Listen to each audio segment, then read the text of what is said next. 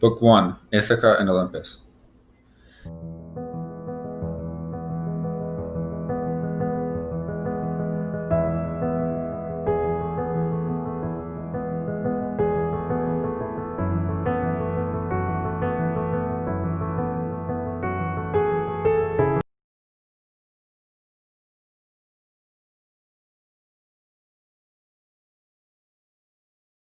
Muse of that man of many troubles, Odysseus, skilled in all ways of contending, who wandered far after he helped sack the great city of Troy.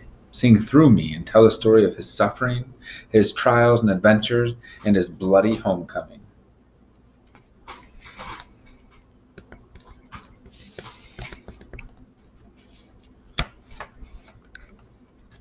So I get a picture, it looks like, of Mount Olympus. See the clouds, and there's some gods and goddesses down here in this bottom panel. And then it zooms in on those gods and goddesses and looks like Zeus is talking. And he says, "These mortals do love to blame their sorrows on us, don't they? But they cause most of their own troubles. Look at Aegisthus, killing King Agamemnon after we warned him not to. What did he expect?"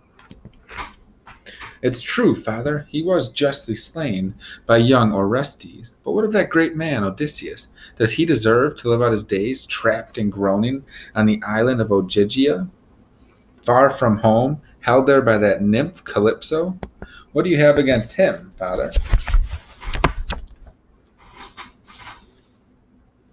"My child, what strange remarks you let escape your lips! Could I forget that wily hero Odysseus?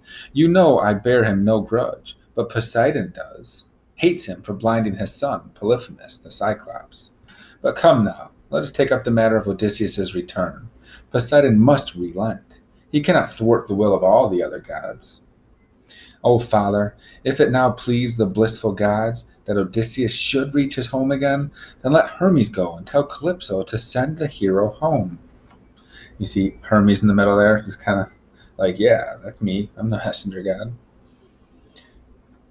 All right, down below, last panel on page 4. "For my part, I'll go to Ithaca and see his son, Telemachus. I'll rouse the boy's courage to resist that pack of wolves, the shameless suitors who harass his mother, Penelope, and consume his wine and cattle, feasting in Odysseus's palace." In the next scene, the next panel we see on page 5, looks like this cloud is coming down from Mount Olympus. There's that bluish grayish hue or aura about this guy, and I can only make the inference that this is Athena in disguise, because she just got done saying that she's going to go to Ithaca to inspire Telemachus, Odysseus' son, to kick the suitors out, or at least tell them to get out of his house. Okay, page 6. Again, that's Athena in disguise. This is Telemachus, Odysseus' son.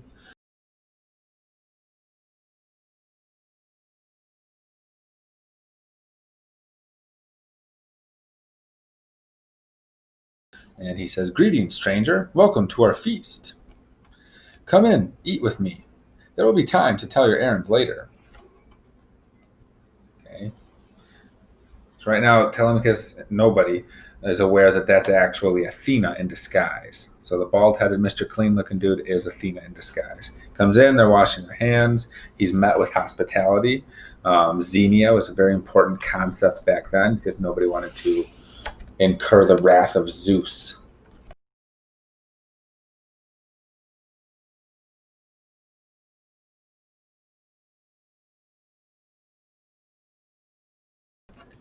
Okay, so again, that's Athena in disguise. There's Telemachus, and these guys are all the suitors, the leeches, who are just sucking the land dry, eating up all of Odysseus' food and drink. So again, Athena and Telemachus are talking, and Telemachus says, "I hope it won't offend you if I speak frankly. It's easy for these men to be light-hearted when they feast on the goods of another. A better man, too, my father. They'd have cause for grief if he returned."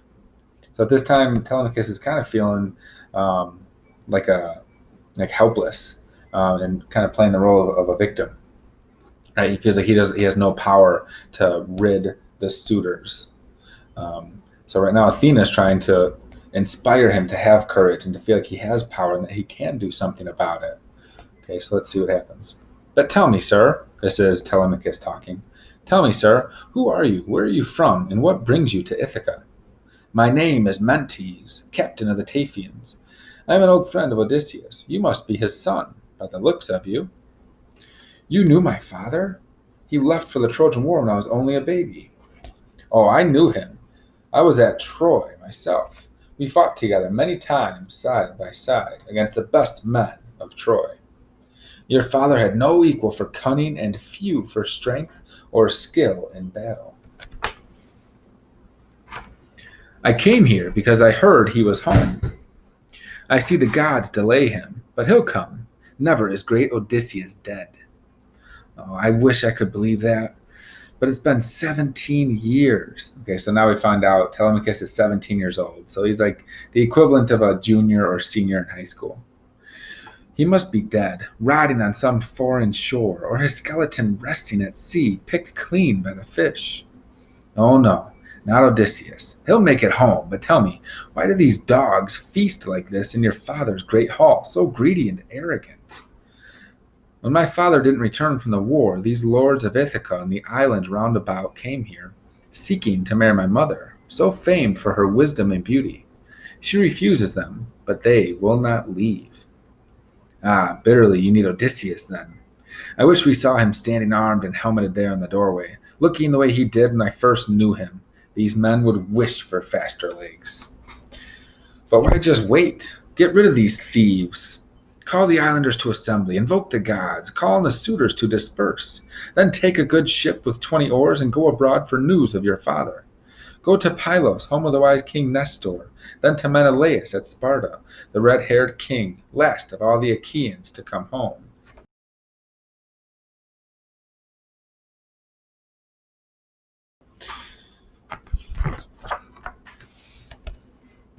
Top of page 10. If you hear Odysseus is alive, you can hold out another year, or if he's dead, you can build a burial mound, burn his gear, and give him the funeral honors due a great hero. I must go now, but remember my words. I will. You... And then Athena disappears. Telemachus is kind of confused, perplexed, maybe a little anxious. Now he turns his attention to the suitors and the bard right here.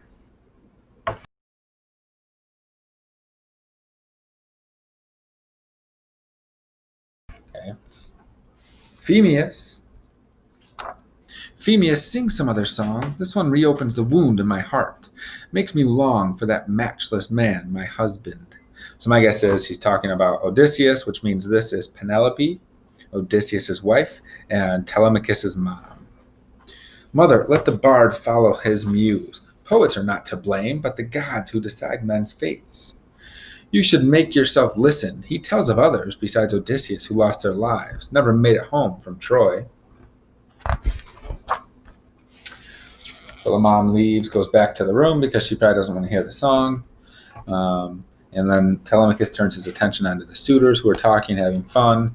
And Telemachus stands up and aggressively announces to them, "Be quiet, you insolent suitors. Let the bard sing, and when he is done, drain your cups and go home. The gods themselves must be teaching you this high and mighty manner, Telemachus." So this guy in the orange tunic is one of the suitors. You'll find out that he's one of the leaders of the suitors. But tell me, who was the stranger? I didn't see him leave. Just an old friend of my father's. And the bell is tolling in the distance. You see the noise, right? You see the noise, you can hear it. And then all the islanders are called to assembly right here at the bottom of 13. That's the end of book 1. We'll continue with book 2 next.